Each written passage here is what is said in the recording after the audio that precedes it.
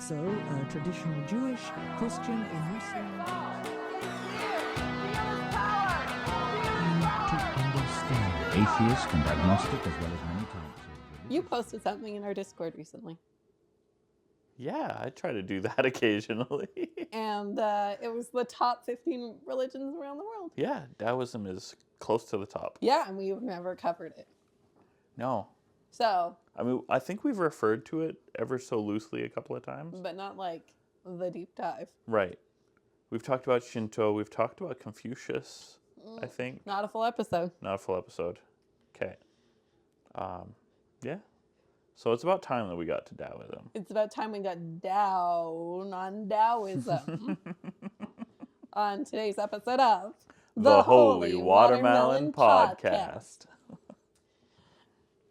So, let's talk about spelling and pronunciation. Let's just get that out of the way. All right. So I studied Chinese in junior high.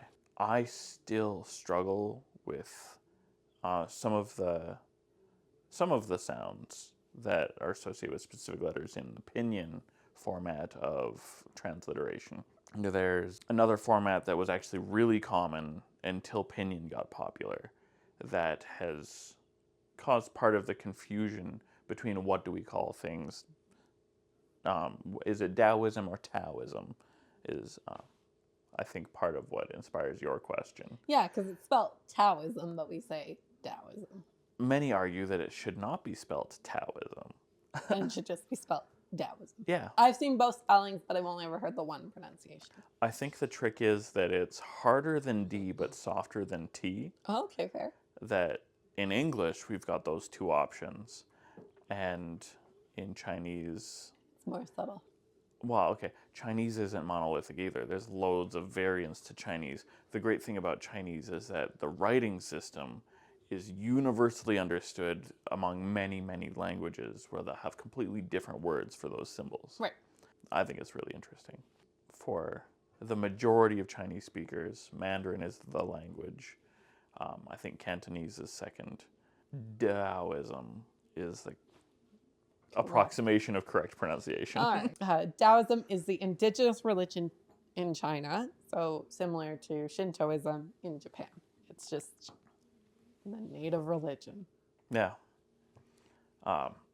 It's like Shinto, it didn't even get considered as its own self-existing religion until it had been around for quite a while, and people started realizing, oh, it's not just the way they live, it's a thing to itself. Yeah, and even just the concept of religion coming to China, right? With, I guess they weren't colonized, but with trading.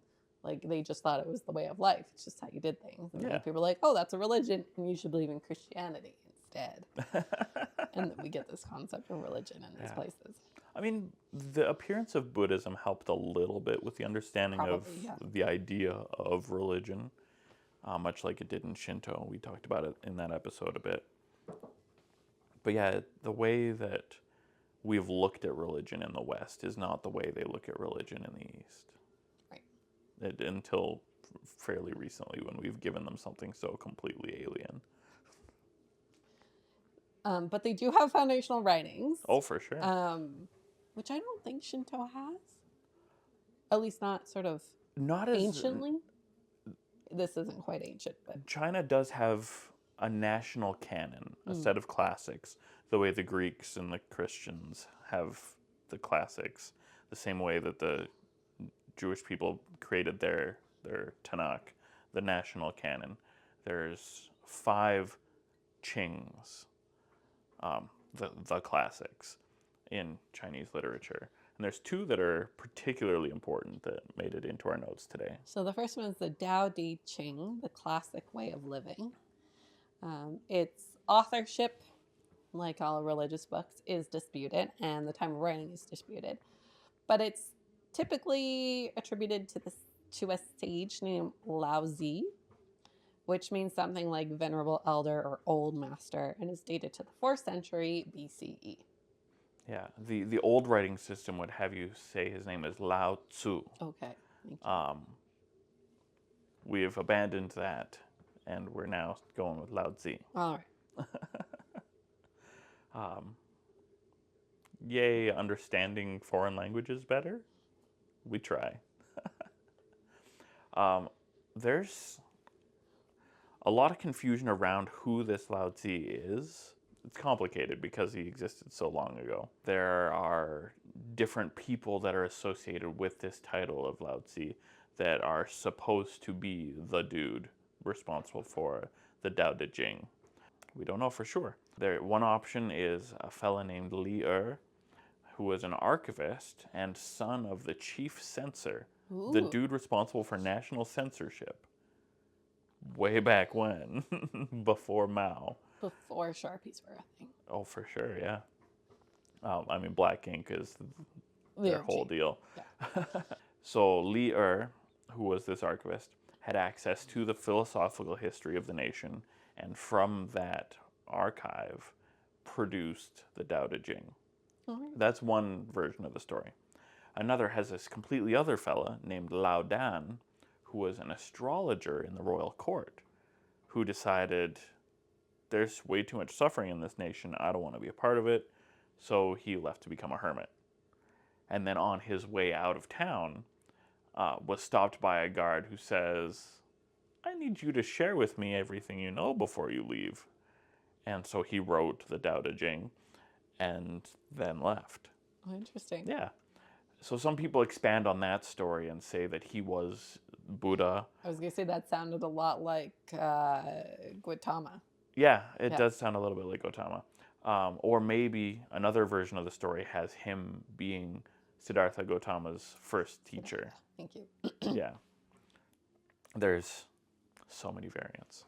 Laozi is revered as the god among groups that are more obviously religious.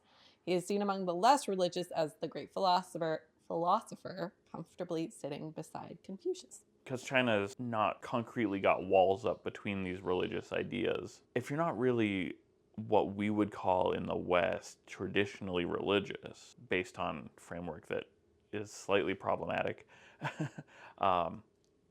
and more just philosophical, then it makes perfect sense to take aspects of these various national philosophies. Yeah, where they're very, very much more flexible. That was a terrible sentence. With religion in the East, right? And it's not even like monotheism, but I guess it is a little bit like we're monotheistic. You only believe in one God, all the others don't exist.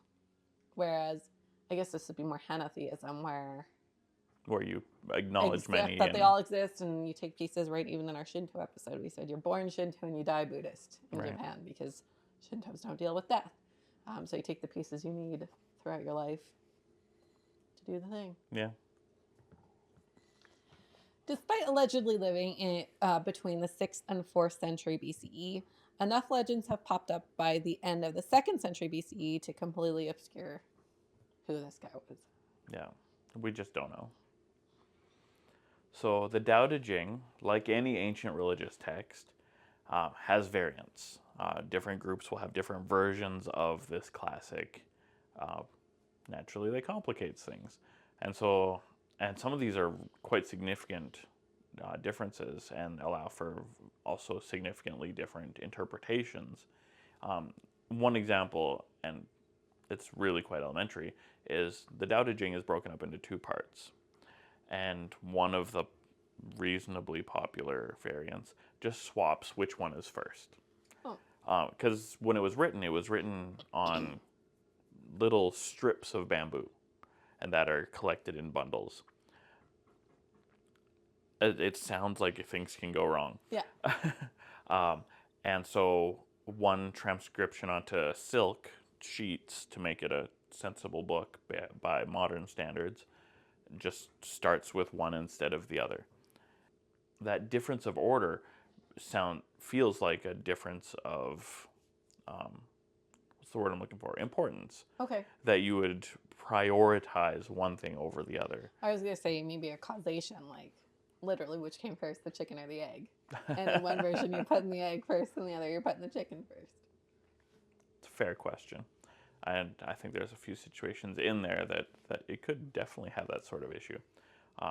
Prioritizing your personal journey versus, say, civic duties is another way that plays. That makes sense. Yeah. And these variants have their loosely affiliated groups and loners as well that prefer each, just like any particular version of the Bible that you'll see here in Christian churches. You got your King James only groups, and you got your other groups that are like, whatever's new and cool, I'm hip. NRSV is the most scholarly, everyone. Yeah. Taoism doesn't really do churches the same way, so you just kind of go with whatever you were taught until you find yourself on a different path, and then you might do that. I kind of like how flexible these ones are. If I Yeah. were religious, it'd be an Eastern religion, That's fair. It's easy to be a Buddhist. right?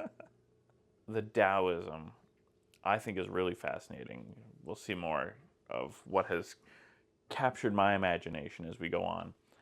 But there's some pretty cool things that tickle the tism real nice. He's allowed to say that. I just want to be clear. Yeah, there's some really interesting beliefs in Taoism, and I kind of felt like, and maybe it's unfair to compare Shintoism to Taoism, There are definitely lots of ways that they're comparable. but it felt like comparing hoodoo and voodoo, where this is the one with a lot of the, well, in the notes it says occult, the magic, air quotes, the divination, which we see more of in like a hoodoo, which I didn't feel like that happened a lot in Shinto. Shinto's got their good handful of gods. Confucianism, not so much. And there's, depending on your sources of Taoism, you'll get a variety of different gods as well.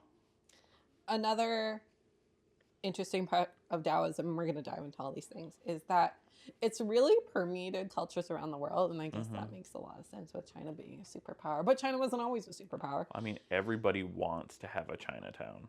That's or true. at least a good Chinese Maybe restaurant. it's more immigration than, yeah, that's fair. You're right. There's a Chinese restaurant everywhere in the world. But most people have heard of things like Tai Chi or Feng Shui, or like me, you probably drew a yin yang symbol on your binder in junior high school. And those all come from Taoism. Yep. All right. So let's talk about some more specific beliefs about Taoism. So, what is the Dao? The Dao. Well, it's a stock exchange. You have the Dow. Dow Jones. Dow Jones and the NASDAQ. Yeah. That was a really bad joke. Thanks for that. I'm not even a finance bro. I think that's for the best. Thank you. Thank you. We don't have one word for Tao. I feel like the best one word that we have for Tao in English is way. I agree. Other words that people use that in various circumstances can be used to take the place of the word Tao are road or technique or style. Path, I imagine. Path comes up a lot. I feel like way, method is another one. Mm-hmm. And all of these are relatively well covered by the English word way. And so I feel like way is the best English word we have to translate Tao. But what is it? It's the natural order of things. It's the way things are or the way things ought to be. Because sometimes they're not the same, but sometimes they are. It's kind of like Dharma. Dharma is more of like a purpose or a duty sort of thing. So it's not exactly the same, but it's actually pretty closely related, I feel. Yeah, because Dharma, you're supposed to follow your Dharma because that's what's been set out for you. Right. And so Dharma can fairly also be translated as the way. It's nifty. I like it. All right. Words. There's a cosmic power that is promised to punish the wicked and bless the good and preserve the path for the good who are going to travel it. But there's differences in ideas on what that means too. Louis Comjathy, a Taoist scholar describes the Tao as four things, and I thought this was really good. Ooh. The source of all existence, Mm-hmm. an unnameable mystery, Mm. an all-pervading sacred presence, and the universe as a cosmological process. Sounds pretty fair. Makes it sound really hard to nail down. I mean, an unnameable mystery is almost like, if it's on an unnameable mystery, you don't even need to say it. You know what I mean? Yeah. You can narrow it down to three things because we don't know what that second one is. Yeah, calling it an unnameable mystery didn't add anything. But I understand an all-pervading sacred presence. That's kind of what panentheism, God is in everything. Mm-hmm. And I like the universe as a cosmological process. Mm-hmm. That things are happening for a Mm. reason, the way they're meant to happen. And then the source for all existence. That's kind of any religion has to explain that. So Yeah. A lot of medieval Christian theology was very negative. That you can't describe what God is. Right. Is the idea that I'm right, trying God to is reach. unknowable. Yeah. That you can only describe God by saying what He isn't. Right. And there's a lot of thought about Daoism that is along the same veins. All right. Because Daoism, as much as it's from the opposite side of the world as the Middle East, about a third of the rotation, maybe, I don't know what the math is on that, it's not actually all that alien. Okay. Especially when you consider how sensible some of this stuff is. Mm-hmm. Like, there is a way that the world should be. Good things for good, bad things for bad. Yeah. But there's also the combination of all the things. We'll get to that.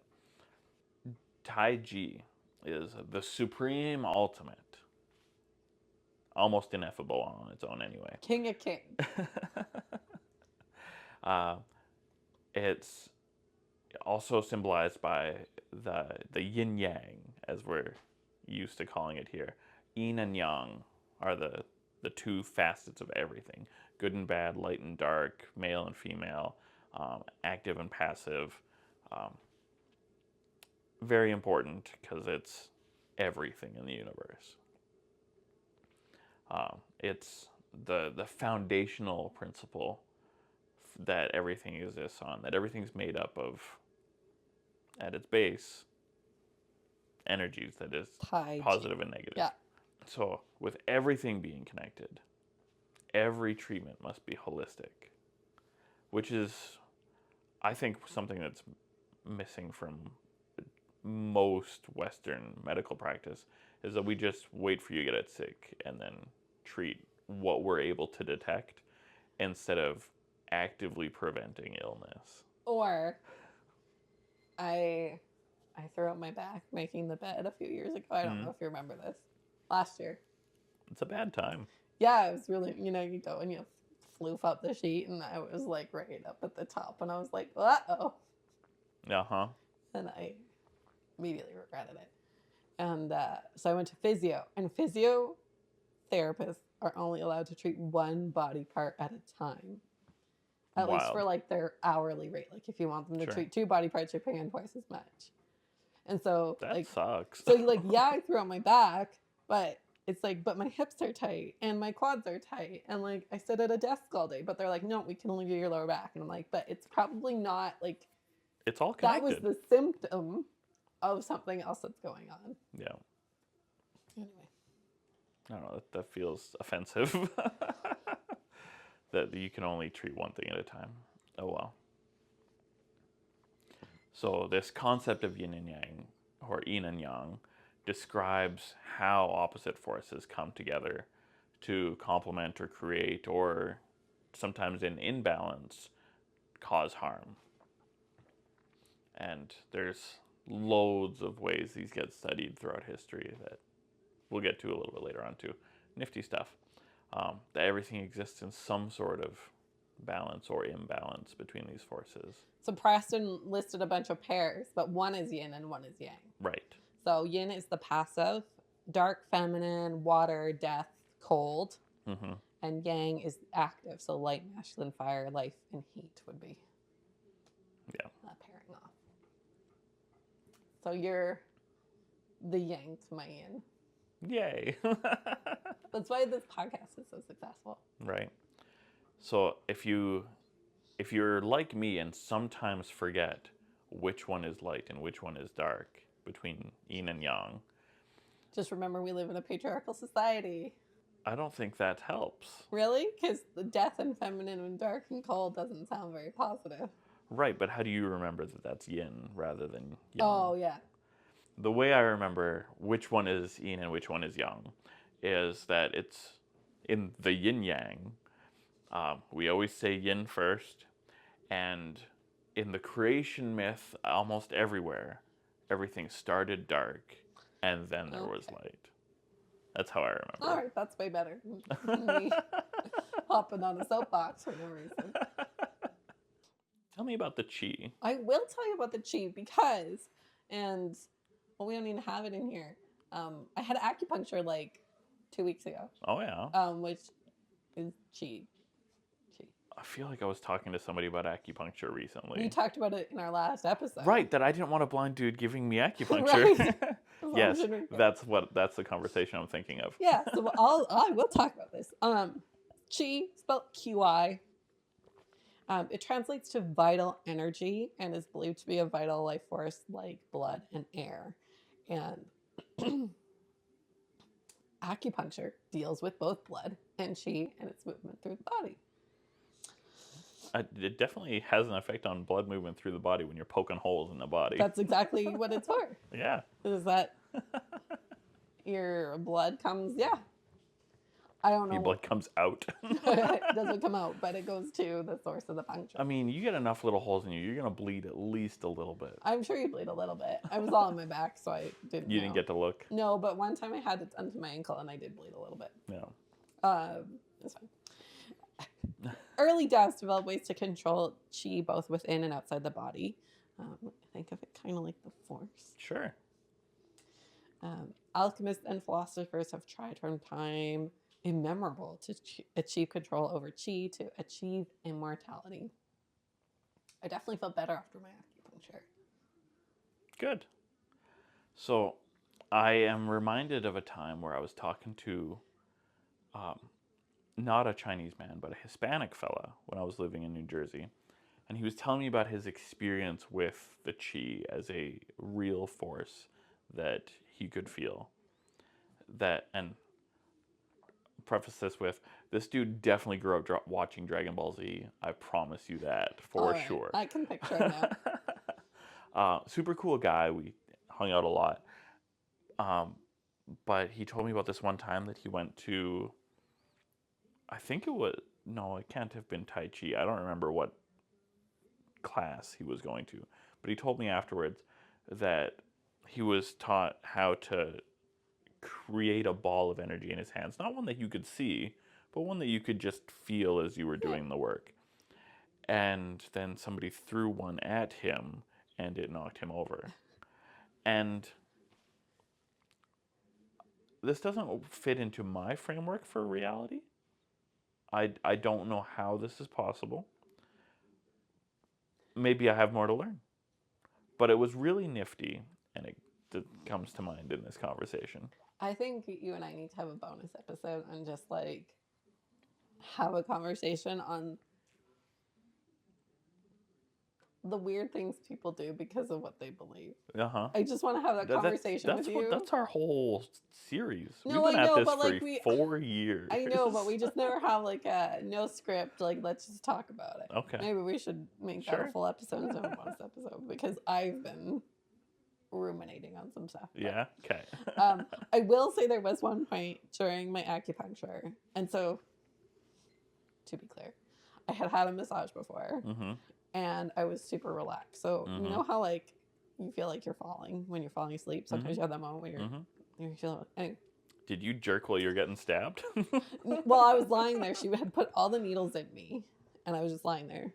And I think I was mostly awake, but I had this moment where my entire body just shifted to the right. Like I felt all the muscles go, and I was like, "Oh, that's weird." But I could have been falling. I don't know. I could have been falling asleep. It definitely happened, but it could have been the. Right. This is not a visual medium, but I mimed falling asleep and jerking awake. So that was weird, but it felt great. I'd do Cool. it again just for like pure relaxation. I don't know if my chi was any better, but I mean, if you feel relaxed and chi is life energy, then your chi was better. okay. That sounds like good math.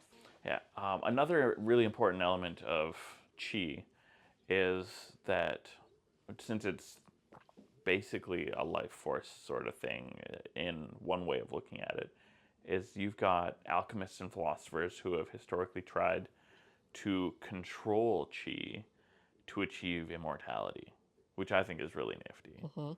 I mean, you'll see this in all cultures try to explain immortality all kinds of different ways all over the planet. But since they have this life force that they're trying to figure out, that's usually the medium for this effort. Nature is a tricky thing. Everybody wants to control it. Sometimes we just burn down forests. Other times we try to incorporate nature into our lives. Generally speaking, in Taoism, nature is celebrated and that it's one of many great teachers. Yes. Yeah, rather than trying to destroy nature or overcome nature, go with the flow and learn from it is the directive. This is a lot different than what you see in a lot of Christian groups where this is not our home and so it doesn't matter. Right.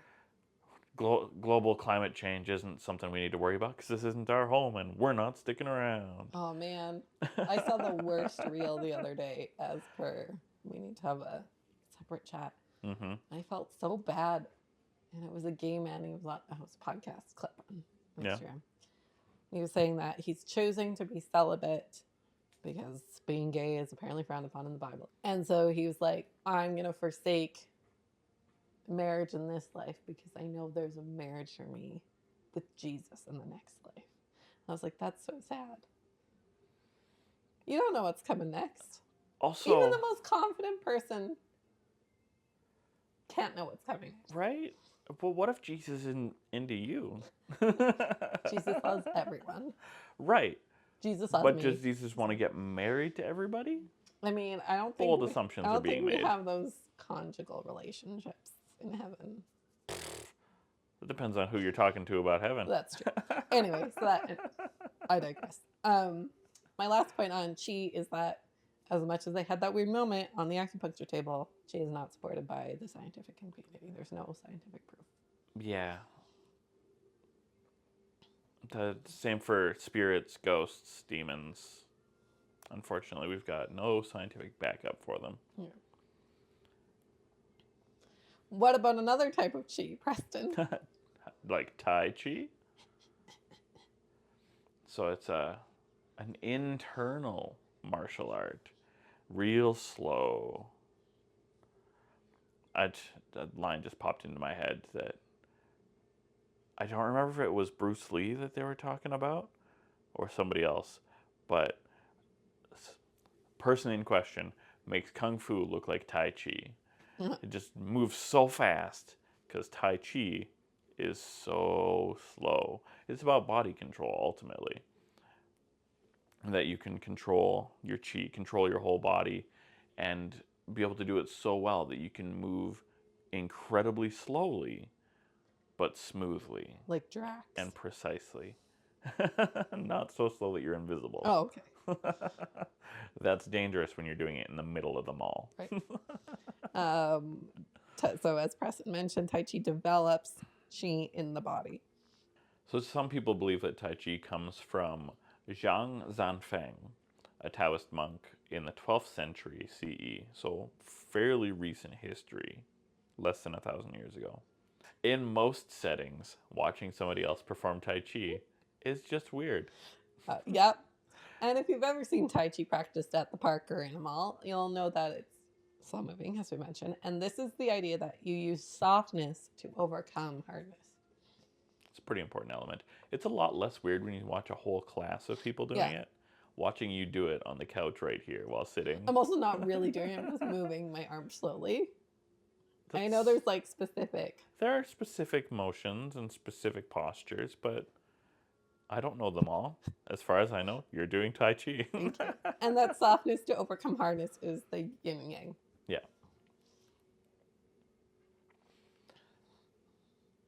What else? They're also known for their meditation, Taoists. There's 3 types of Taoist meditation: Ding, Guan, and Kun. I don't have those words. I don't know what they mean. All right, so Ding means to decide, stabilize, or solidify. Okay. This is a deep, intentional, and contemplative type of meditation. So you're thinking about something. Okay. That's a lot easier than the mental void that so many people focus on This is when they what talk about meditation. This is what we're going to get to, though. Okay. It's Guan, which means to watch or observe. And this is what you're talking about. The goal of Guan meditation is to clear the mind to become one with the Tao. Okay.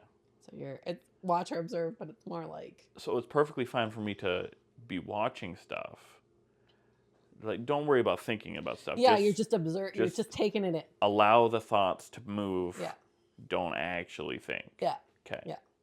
And then Kun means to exist, live, or survive. So this type of meditation is for manifesting and visualizing what you want to happen. Okay, like daydreaming. Yeah, daydreaming a little bit, yeah. Okay. Cool. So I like it. I like that.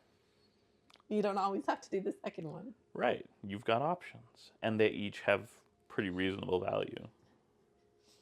If you grew up in the 90s, you know all about this. Feng Shui. I remember hearing so much about, you gotta change your furniture to direct the flow of energy in your space. Gee. Big on HGTV in the late 90s, early 2000s. That sounds right. Yeah. I found this super interesting. Feng Shui is a type of geomancy or divination. Geomancy just sounds cool. I don't even like math, but divination of the earth. I want to be a geomancer. Sure. And yeah, it's not just a great way to lay out a room, but that is what we know it as. So it focuses on, as Preston mentioned, the qi in the environment and how to harmonize it with the people in that environment. And so this is done by balancing yin and yang elements. So yeah, if you watched HGTV, they'd tell you have to put a water feature here, you have to put a plant here. Mm-hmm. That's to balance out those probably hot spots and cold spots. Yeah. So the annoying thing about using Feng Shui to optimize a living space is that you could get 3 different practitioners gave you 3 completely different optimizations for your space.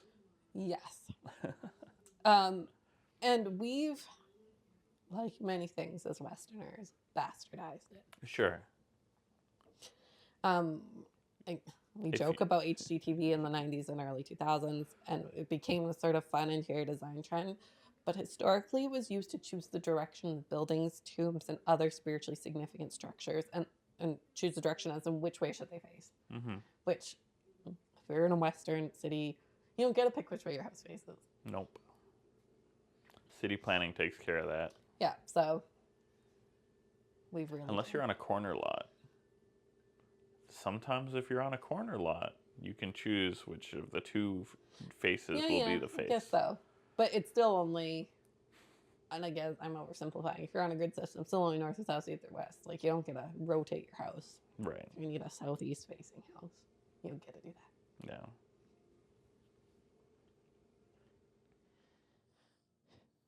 There's other really interesting methods of divination. They love divination, and I love that they love divination. Right. So the next one I want to talk about is Yi Jing divination. So we talked Dao-de-jing, the classic focused on the way. This Yi Jing is the classic focused on Yi. And it definitely predates Daoism as we know it. We don't really know when it came into existence, but it's hugely important, influences everything in Daoism and Confucianism. So this ancient volume describes the state of the moment, outlining how yin and yang work together from one moment to the next in various settings. This book also teaches you how to interpret your divination sticks. Using the Yi Jing is often a matter of throwing sticks and then reading hexagrams onto the result. A hexagram is a 6-bit code illustrated by broken and unbroken lines.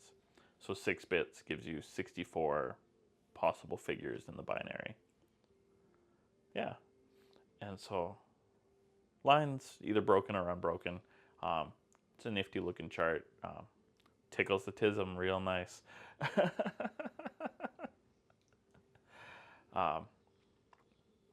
There are also possible differences of interpretation, mostly because the use of this system is so broad. It's not just Taoists that use it.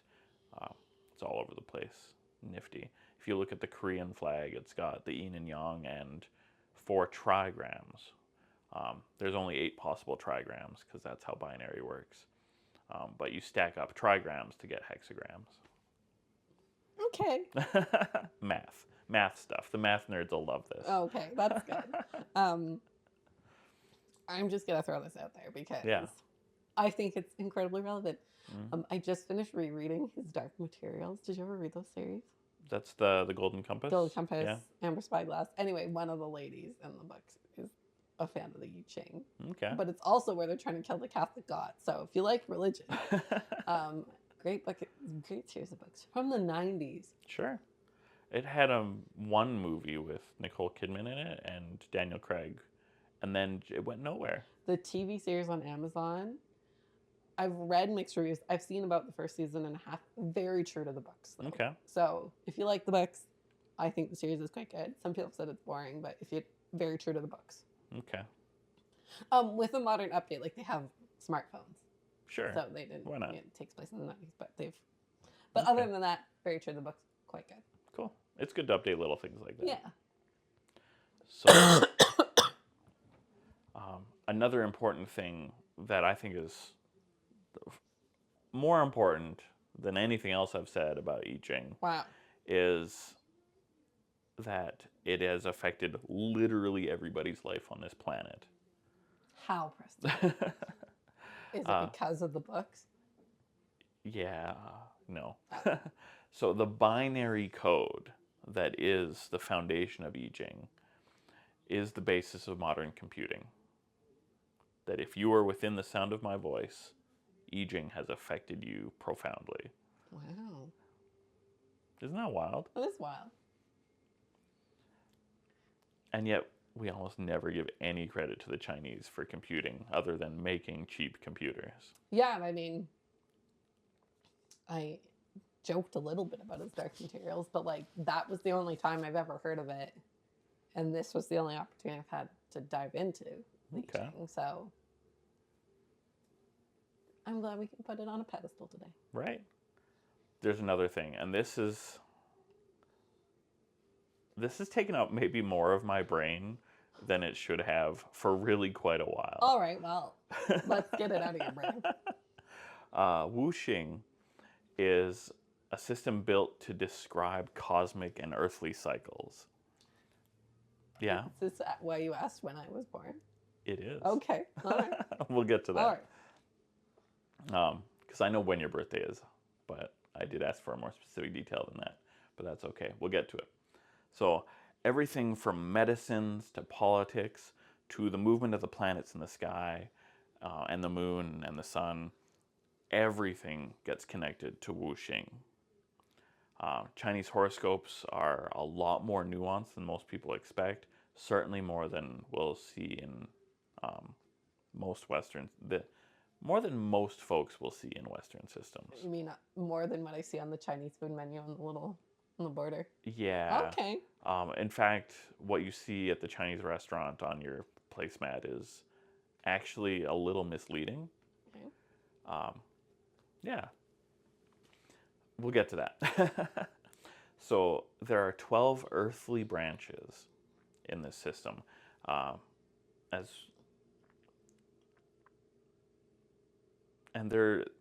The 12 earthly branches are the more commonly known part of the whole system. And it's just one tiny part of it. And that's what you'll see on your placemats at the Chinese restaurant, is the cycle of 12 years.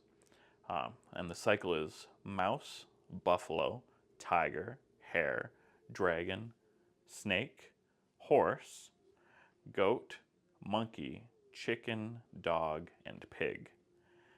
There are translational preferences. Some people will say rat instead of mouse. Some people will say ox instead of buffalo. Neither of those are actually culturally correct. It's mouse and buffalo. There's some people will say rabbit instead of hare. Some people will say ram or sheep instead of goat. For some reason, we've put gender onto this chicken that it must be rooster. In the West, it's almost always rooster. It's chicken. But that's our system. 12 animals. And there's a story about why there's this order, that the Buddha called them, or the Yellow Emperor called them, and they arrived in the specific order, and he named them, named the years in the cycle of 12 after the order they showed up. There's also a legend about a cat being part of this that just didn't show up. So the cat gets left out because the cat's lazy. And that's fine. So there's also variation between countries that you'll see. National traditions have different things. So in Vietnam, the cat did show up and actually takes the place of the rabbit. The rabbit doesn't. In Thailand, there's no pig. They've replaced it with an elephant. A lot of nations replace the tiger with a leopard, and several nations in Southeast Asia replace the dragon with a naga. A naga is kind of like a centaur, except instead of a horse body, it's a serpent. Oh, okay. Yeah. I was a little concerned what you were going to say. That's not terrible. Yeah, so Fuxi, we're going to get just for a moment into some old theology of Taoism. The first mythical god emperor of China is depicted in some old art as a naga. So I think that's kind of nifty. There's lots of alternatives to dragon because it's the one out of the whole set that's not real. Not a real thing in the way that we usually talk about dragons. And so some people will replace the dragon with a snail or a fish or a whale. Take that fish, make it bigger because dragons are special. Make it a whale. Sometimes the dragon is interpreted to be a crocodile or sometimes replaced with an eagle. The most well-known part of this whole system actually really quite varied around the planet. But we get to match that system of 12 animals with a system of heavenly stems. Okay. And the heavenly stems are elements. So we've got the elements of wood, fire, earth, metal, and water. Each of these elements actually has two different symbols for this whole system. That there is one that matches with the yin and one that matches with the yang. Okay. The one passive, one active. And all of these symbols that match with these heavenly stems, the symbols are so old that they've taken on new meaning or their original meaning is lost. But we still use them in counting things sometimes. It's kind of interesting. One of the things I think is nifty is that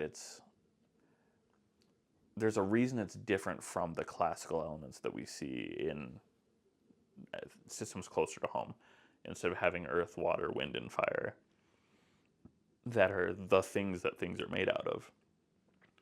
These heavenly stems are more about interaction, how things interact with each other. But they are still modeled as elements. But we have no air here. We've got wood and metal instead. It's kind of nifty. And there's this natural flow. And so for horoscope purposes, the heavenly stems cover 2 consecutive years, alternating between yin and yang. So it'd be wood, wood, fire, fire, earth, earth, metal, metal, water, water, but then yin, yin, yin, yin. Yeah. Okay. Yeah.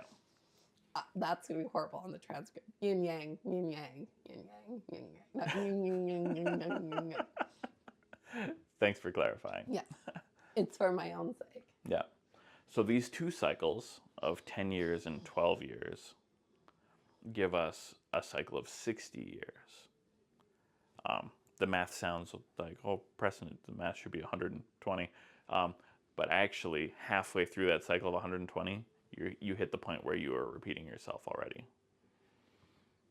So the animals have fixed elements for every setting other than the rotating cycle of years.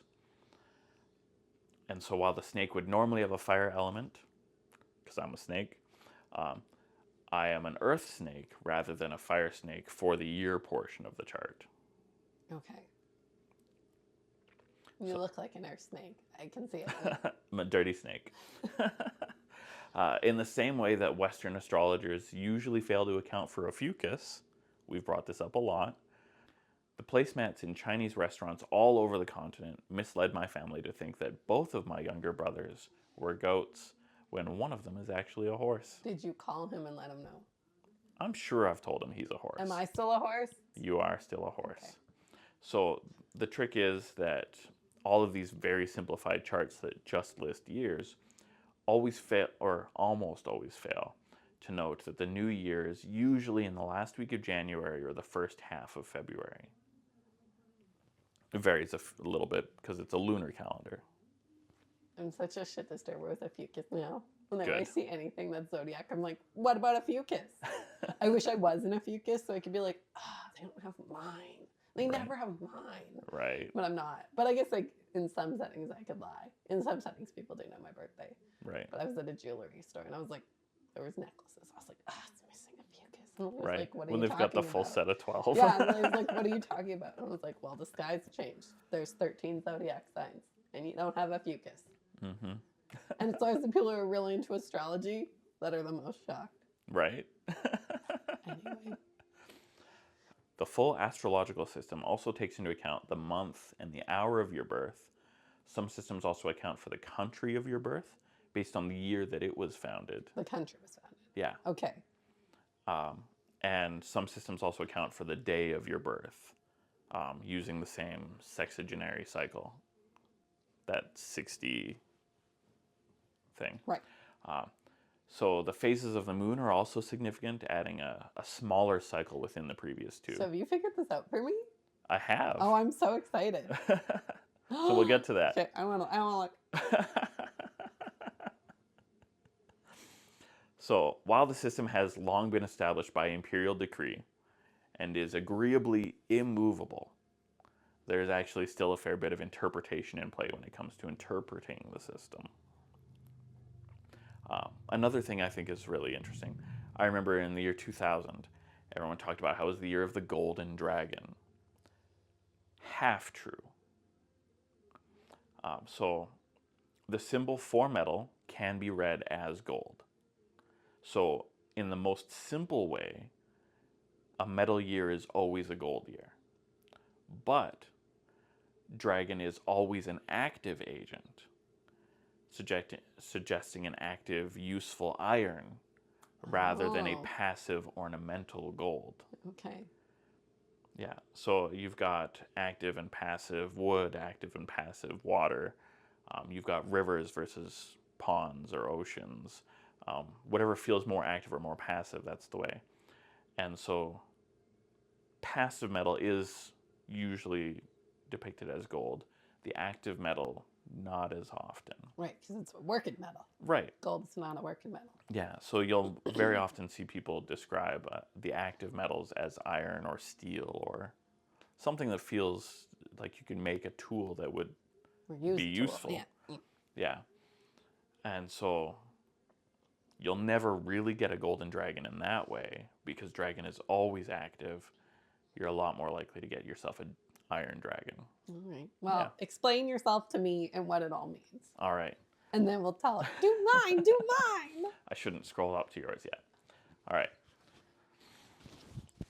So I've known about the sexagenary cycle for quite a long time, known that I'm an earth snake. Everything else is stuff that I've learned more recently as I've learned more about this system. When I say more recently, I do not mean in the last year. So snake is a yin year, follows the dragon immediately. And so it is a more passive animal than the active dragon. But the snake's fixed element is fire. I'm also born in the fiery snake month. But I'm also born in the hour of the metal chicken. And in Canada, Canada was patriated in 1982. So that's the year that I've decided, yeah, that's when we're really our own country, rather than 18, whatever. whatever. Yeah, we've got so many years for the foundation of Canada. I picked the most recent one because it was easy to do the math. And rightly so, our indigenous population would say even 18, whatever is wrong. I will say that the indigenous population have no voice at all in when Canada was founded. That's fair. As far as an organized government, That's fair. They were never included. Unfortunately, that's how that goes. Yeah. So based on the patriation of Canada in 1982, Canada is a metal dog. So the elements that have the greatest effect on my life are earth being my primary symbol, with the next four symbols are fire and metal. There's no influence here of wood or water. So what does that mean in your life? That depends who you ask. Okay. You're just a dirty, fiery, hard man. Sure. All right. Do me. So you are surprisingly similar to me. I mean, we're only a year apart. But remember how many factors there are okay. here. And the national symbol is the very bottom of this list with the least influence. But naturally we'll match up on metal. More singular than you. You are more, yeah. Wow. You are a metal horse. Nay. In a young year, so we're talking a good iron horse, not a soft golden horse. Yeah. Nay. But the horse's fixed element is also fire, like the serpent. Your month is that of the goat. That's a fire symbol. Nay. The hour of your birth, you told me, was lunchtime. So that makes you a fire horse. Nay. So you are very fiery. Very horsey. and pretty horsey with bookends of metal. That metal is your number one symbol, but it's also your last symbol. Everything between is fire. So a lot in common for us as far as dominating elements, but you're not as earthy as I am. No. I'm metally and fiery, and I like it. Also, for our American listeners, your national symbol is the iron monkey. Still metal like Canada, but not a dog. I'm gonna take this to my acupuncturist. Do it. And just let them know that I'm a metal horse. Instead of the golden fleece, the elder of my two younger brothers is an iron horse. That sounds pretty badass. I mean, it does. Though there's a better, older legend about golden fleece. The iron horse is a very popular ride today. Motorcycle. Oh, okay. I was I'm pretty sure there's a bar in town. There used to be a bar in town called Iron Horse. Another belief is the 9 practices. You like numbers. I love numbers. Not like mathematical numbers. Like Preston was talking Just about. lists. I love a good list. I love a good numbered belief system because it's easy to figure out. Daoism has 9 practices or virtues that come from the Dao-de-jing. Number 1, wu wei, or non-action. This concept discourages the forcing or rushing of things. Everything will happen in its own time and when it's meant to happen. Just let it be, man. Nothing else really, everything else is pretty self-explanatory. So number 2 is softness and weakness, yin yang. Guarding the feminine, being nameless. Ooh. Clarity and stillness. Number 6, being adept. Number 7, being desireless. Number 8, knowing how to stop and be content. And number 9, yielding and withdrawing from. Be a hermit. Stop wanting things. Just live. Just Dao. follow the Dao. So it seems like from all this that we've studied, apart from the divination, which is all about trying to figure stuff out, that's incorporated into it too. The heart of Taoism is realizing what you can and can't control. And making peace with what you can't control. And finding a way to sustainably make lasting changes for the better wherever you can. Which might include hiding out in a monastery in the mountains. I like it. It's really weird to me. In researching this, I found a lot of scholars from Europe that have just agreed that the Chinese language cannot possibly communicate philosophical ideas. And it's weird that came up while I was studying Taoism, because Taoism is very philosophical. Confucianism is very philosophical. Yeah. I mean, they're kind of the go-tos for that. They were philosophical before anyone else was philosophical. Maybe the Greeks, but...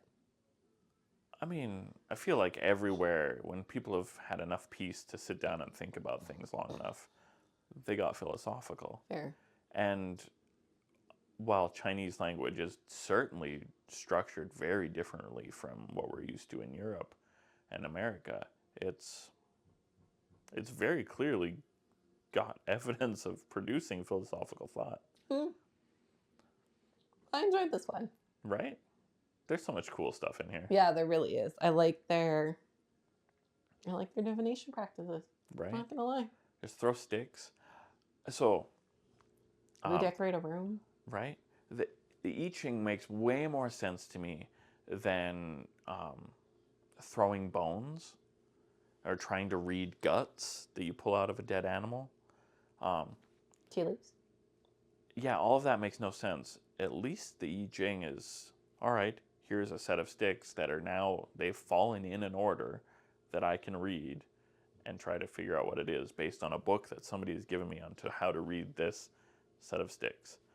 Tea leaves sounds like nonsense. Right. But I just haven't learned it because it's certainly not coded in a way that tickles my brain in the same way. Fair. Oh, wow. It's very cool. I enjoyed it. Good. Yeah. And if you want to learn more, join us on Discord and we can chat about it and go through each other's Horoscopes. Yeah. Go through horoscopes and tell us what you liked or disliked. Share more about where we haven't explained things. And of course, you can back up some of your own discoveries by doing your own research and bringing it back to us. You can also join us on Facebook, Instagram, and YouTube. And there's always church merch on our spread shop. And connect with us on Patreon. Give us money. Yeah. And of course, we have benefits for those who back us up on Patreon too. It's not just about giving us money, but we would appreciate it. Thanks for joining us. Peace be with you.